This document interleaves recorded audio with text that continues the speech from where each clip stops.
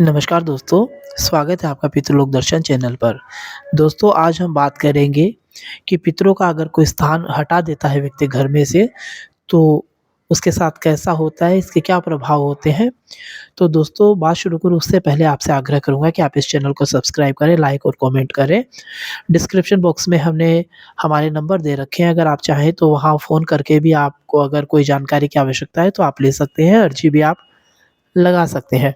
दोस्तों बात शुरू करूँ उससे पहले कहना चाहूँगा कि बहुत सारे लोग होते हैं वो कहते हैं कि आपके पितरों की उम्र पूरी हो गई, आप जो इनका स्थान आपने बना रखा है उसको आप कहीं हरिद्वार में, ऋषिकेश में या गया जी में जाकर आप इसको विसर्जित कर दीजिए। तो अगर दोस्तों आप ऐसा करते हैं, पितरों के स्थान को अगर आप हटाते हैं तो निश्चित तौर पर मान लीजिए कि आपके जीवन में आपकी उल्टी गिनती शुरू हो गई है। आपको कभी ऐसा नहीं करना चाहिए, क्योंकि अपना जो जीवन काल होता है अपन उसी तरह पितरों का जीवन काल देखते हैं कि जैसे अपनी उम्र बढ़ती है वैसे ही पितरों की उम्र बढ़ती है, लेकिन ऐसा नहीं होता। जैसा कि मद्भगवत गीता का एक श्लोक है उसमें ब्रह्मा जी के 1 दिन की गणना किस प्रकार की गई है वो मैं आपको बताना चाहूँगा कि ब्रह्मा का 1 दिन 1000 महायुग, अ, इसके अनुसार ब्रह्मा का 1 दिन 4 अरब 32 करोड़ सौर वर्ष, इसी प्रकार इतनी अवधि की रात्रि होती है। यानी 71 महायुग के बराबर 1 दिन होता है ब्रह्मा जी का, उसी प्रकार पितरों की जो जीवन काल है उसका एक अलग गणना होती है।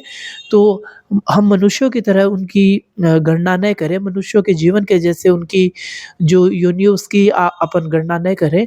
अपन जैसे कोई व्यक्ति 70 साल, 80 साल ऐसे जीवित रहता है तो उस प्रकार हमें पितरों की गणना नहीं करनी चाहिए।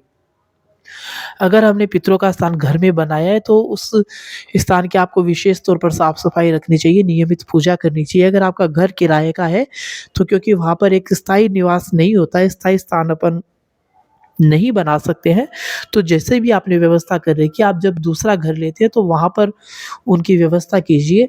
कई लोग होते हैं जिनका खुद का घर होता है, उसमें वो पक्का एक छोटा-सा मंदिर या जिसको हम थान बोलते हैं वो बना देते हैं, लेकिन किसी के कहने से वो तोड़ देते हैं या कहीं कंस्ट्रक्शन कराते हैं, तो वो अगर स्थान बीच में आ रहा है तो उसको वो साफ कर देते हैं।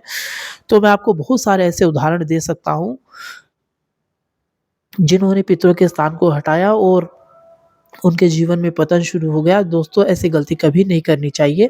आज की जानकारी आपको कैसी लगी आप हमें ज़रूर बताइए। आज आप सभी की रक्षा करें, आप सभी के सपने पूरे हो। इसी मंगल भावना के साथ एक बार पुनः आप सभी का स्वागत, अभिवादन।